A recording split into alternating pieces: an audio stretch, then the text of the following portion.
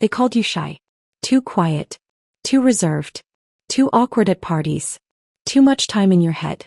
But what if I told you that shyness isn't a flaw? It's a feature. What if that quiet voice, cautious approach, and careful observation weren't signs of social failure, but the product of evolutionary success?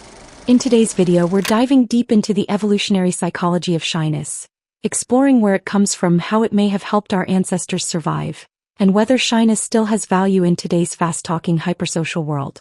If you've ever felt out of place for being quiet, introverted, or slow to open up, this episode is for you. And by the end, you just might see your shyness in a whole new light. Let's begin. Let's clear something up right away. Shyness isn't the same as introversion. Introversion is a personality trait. Shyness is a social emotion. Introverts often enjoy being alone. Shy people often want to connect, but feel anxious about doing so. Shyness shows up as self-consciousness, especially around unfamiliar people or new social settings. It's that inner voice that whispers, "What if I mess this up?" Or "What will they think of me?" For some it's mild. For others it can feel paralyzing. But either way, shyness is more than just a personal quirk. It's a behavioral tendency that appears across cultures, across species, and yes, across time. So the big question is, why? Shyness didn't show up with smartphones or awkward school dances. It's been observed in human behavior for as long as we've recorded it. And here's what's interesting, it's not just humans. Animal species, from monkeys to mice, display shy-like behaviors, especially in unfamiliar environments. That suggests something important. Shyness may be adaptive. In evolutionary terms, behaviors tend to stick around when they serve a purpose. If shyness were purely a disadvantage, nature would have weeded it out. But it didn't. Which means that for much of human history, shyness might have been a survival strategy. Imagine life as an early human. Small tribes, dangerous predators, harsh environments, constant uncertainty. In that world, being cautious wasn't a weakness, it was smart. The shy individual who hung back during a first encounter with strangers? Less likely to provoke a fight. The person who quietly observed before joining a group activity? Less likely to make a fatal mistake. Shyness often came with qualities like risk aversion, emotional sensitivity, and environmental awareness. These traits helped people assess danger, avoid conflict, and notice subtle shifts in social dynamics. In other words, being slow to trust or hesitant to speak wasn't a liability, it was a form of adaptive intelligence. Early human tribes didn't need everyone to be the leader, the loudest, or the most assertive. In fact, they couldn't function if everyone was fighting for attention.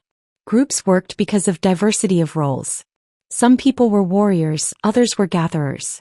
Some were strategists, others nurturers. And within that balance, shy individuals may have played essential roles. They may have been the first to notice subtle changes, like shifts in group tension or environmental cues. They may have bonded more deeply with close allies rather than spreading themselves thin across the tribe.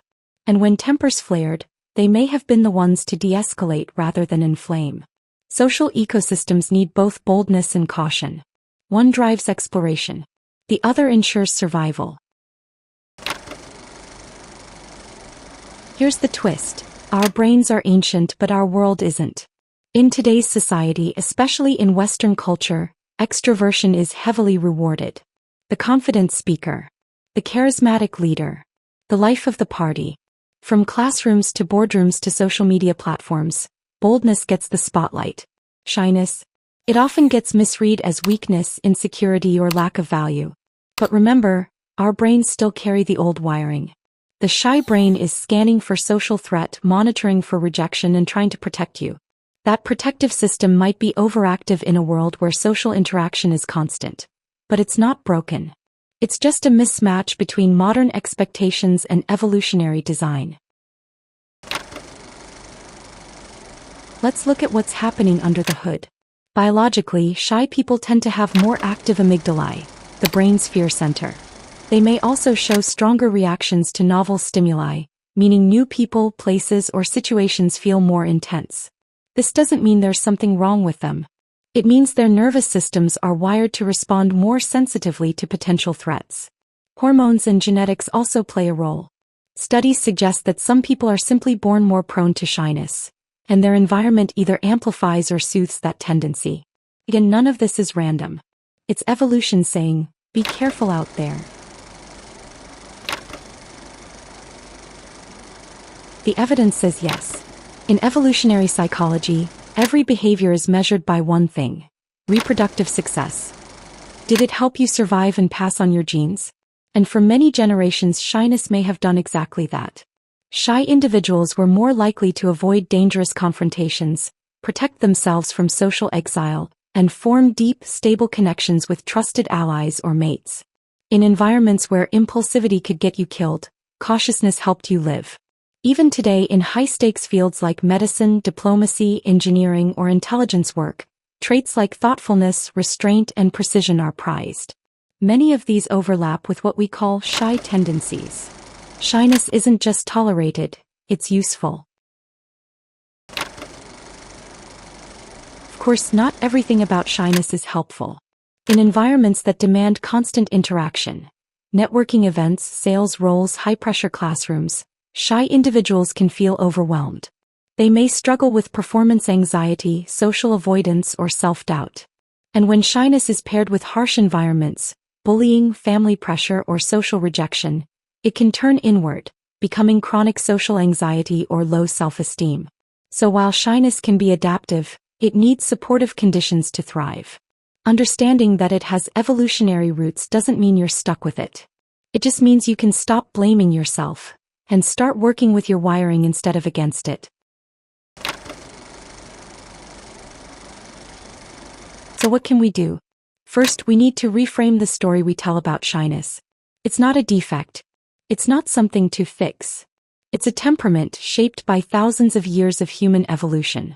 Second, we can start recognizing the strengths that come with it: deep listening, empathy, reflection, sensitivity to nuance, and risk assessment. In a world full of noise, shy people often notice what others miss. And that's powerful. Third, we can build systems that include, not punish, quiet voices. Classrooms that don't just reward hand raisers. Workplaces that allow thoughtful communication.